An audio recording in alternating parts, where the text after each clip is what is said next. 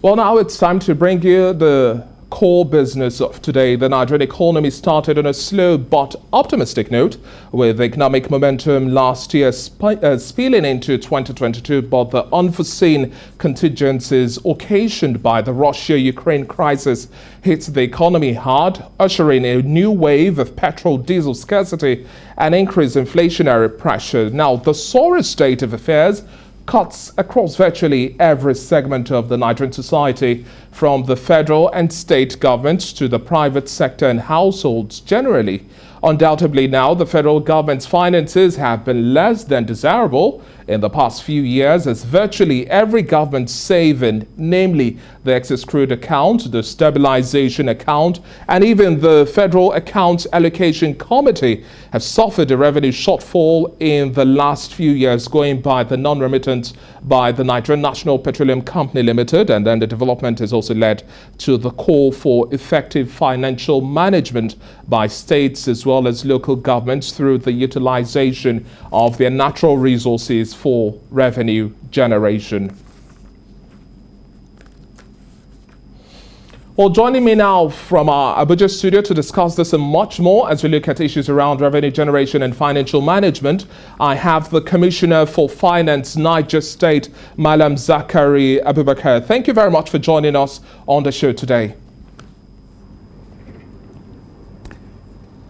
Thank you very much for having me.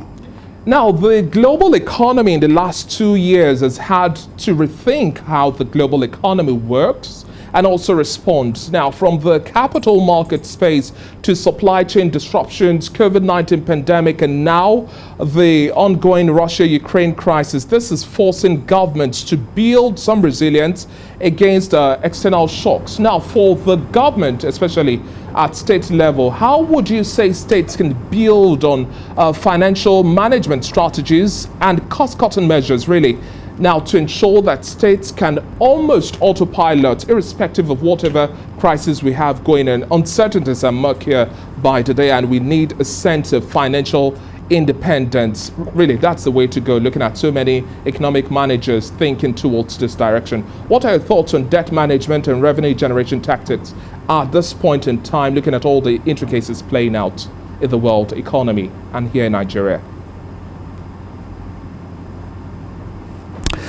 Yeah, well, you see, good afternoon, viewers. The important thing in this is we have found ourselves in a situation where at the subnational level, we must do things that will lead us to financial independence. That is, having a situation or getting to a situation where we're able to run our entities or our subnational entities without this overbearing dependence on federal resources. Of course, we will from time to time need federal resources and federal support, but it's important that we build a base of resources and also resilience to absorb shocks when they do occur. So for us in Niger State, of course, we are one of those states you would call, very dependent on the federal transfers. But that, in effect, what has happened is for us to have a near crisis, a near collapse of the public sector financial space. But we, have done things which I believe in the near future should lead us to the desired level of financial independence and resilience. Okay, now first and foremost, our IGR thing, we've done, reformed the laws, changed the laws, done a consolidation of all the laws between the state and local governments, to the extent that we have a collaboration that will lead to a better and more efficient collection of revenue, blocking of leakages and the like, and of course looking at other options. But it doesn't end there. So it's not all matters of taxation, because in a recessive environment, if you rely on taxation, you might find the citizenry overburdened and unable to, should I say, reflate and have the purchasing power to move the economy forward as much as you need. So we need to expand also and look beyond the state in terms of collaboration with federal and international organizations. I like the fact that you're bringing into perspective the fact that we have to see much more integration and then bringing together utilization of resources and forces. But in terms of states now leveraging on areas of comparative advantages, you cited your state now, Niger State. How well would you say are measures to boost revenue generation, especially with concerns like you've also raised? We cannot continue to heavily depend solely on FAC allocation, especially with the expenditure base. Looking at recurrent expenditure ratio, this is one of the stifling elements states have to deal with in terms of their growth. Yeah, I agree with you. You see, Niger State's comparative advantage is in agriculture. Unfortunately, agriculture, you can provide and the environment or the tools for increased production, but direct taxes are absent in our environment. And so you must therefore rely on the spin-offs, industries or processing, activity, that will emerge from that.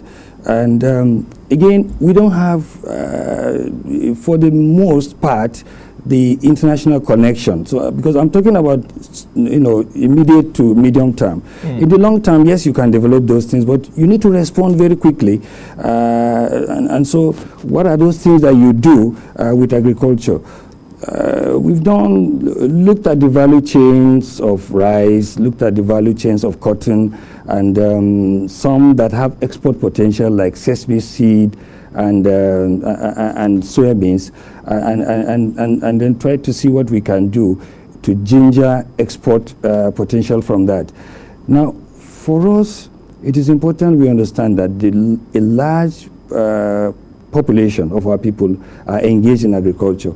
And so, even when you are expecting to make tax revenues, you have to be very careful so that you don't discourage and make production very, very expensive.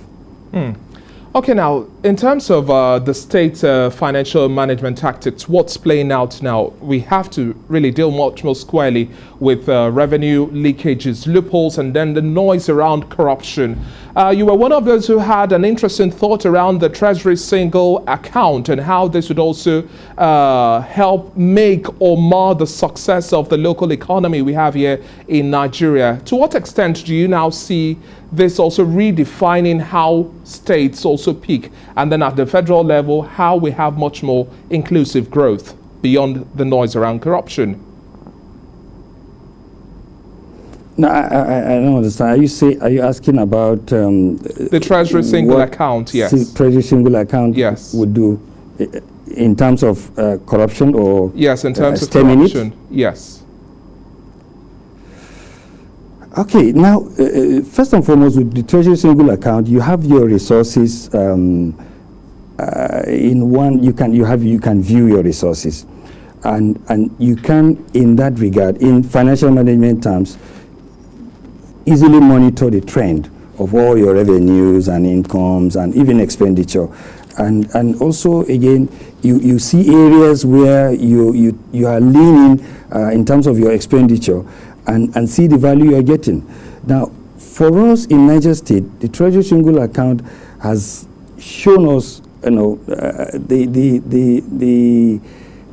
me say, the huge gap that there is between our federal transfers and the locally and the internet generated revenue.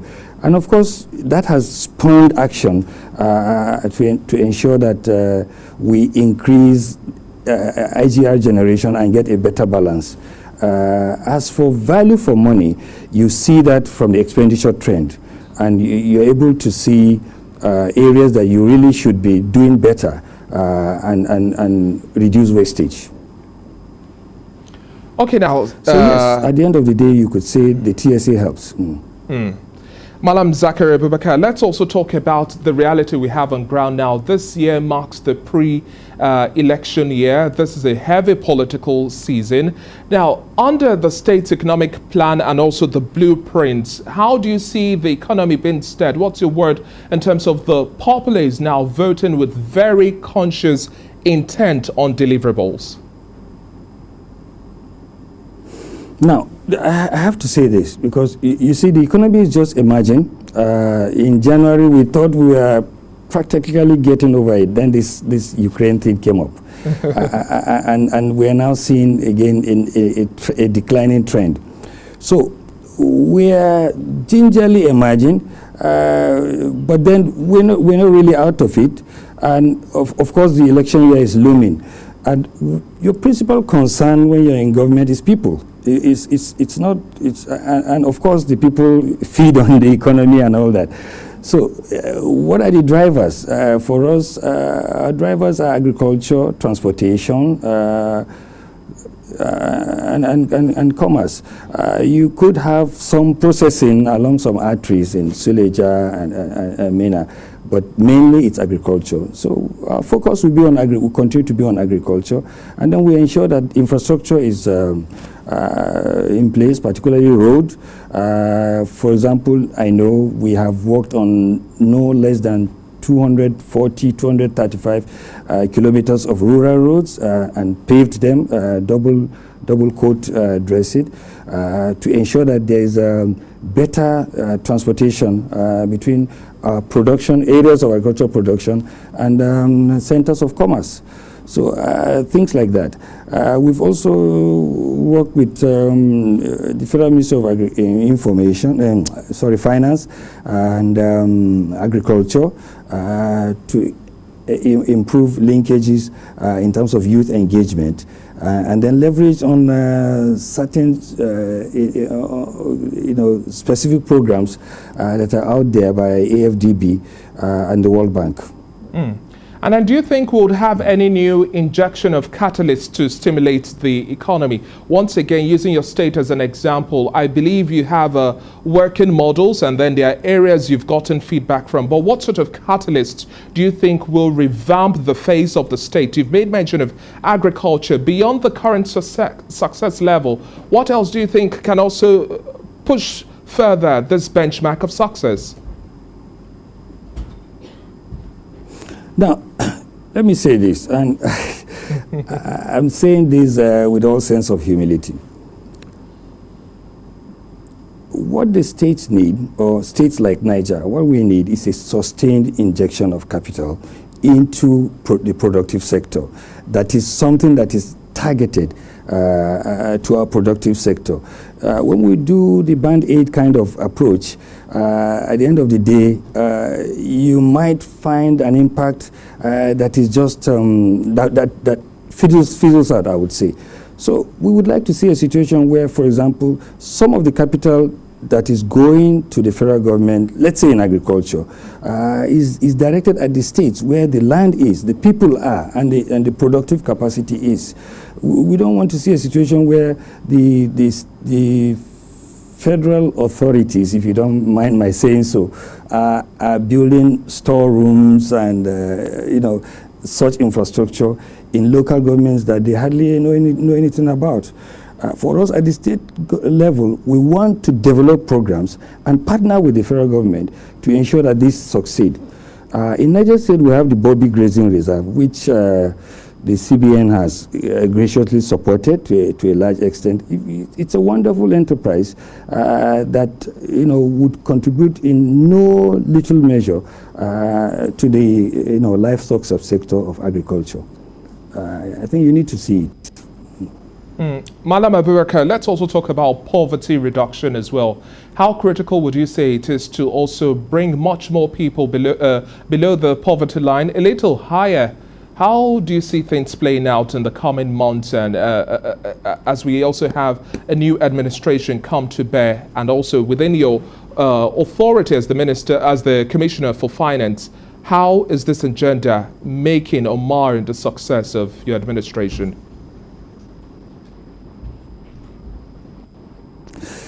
Now, the Poverty reduction is a product of things. It's something brought about the poverty. And I think that what we should be doing is attacking that thing that brought about poverty.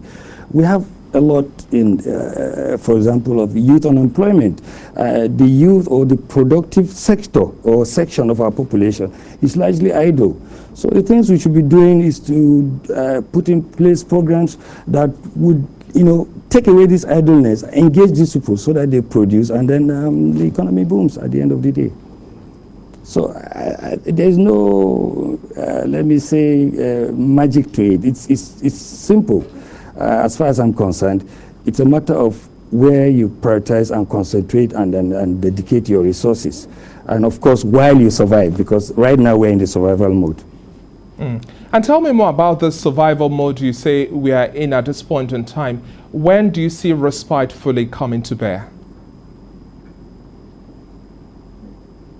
I didn't get that, sorry. You just made mention of the fact that we're in survival mode. When do you think we would have the economy across the states, and once again making reference to Niger State, when do you see things get into a smooth sail, really? The unfortunate thing is at the subnational level, you are, should I say, largely under an umbrella of national policies.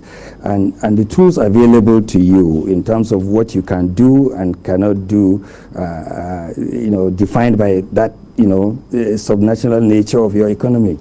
But given what I have and what I can work with, I do believe that if we're able to work around some of the costs, let me say, overbearing costs that are with us now, we'll do better. I can't, quite clearly, quite frankly, I can't gaze and tell you within such and such a month, because there are too many factors involved to be able to predict. Again, that is an unfortunate situation because we should be able to do very well at predicting. Thank you so much for speaking with us on the show today, Malam Zachary Abubakar. We've been speaking with the Commissioner of Finance for Niger State. We just hope that things get better, and as we all also say, we continue to keep our best foot forward. The people deserve better. Thank you once again for your time. Thank you so much for having me.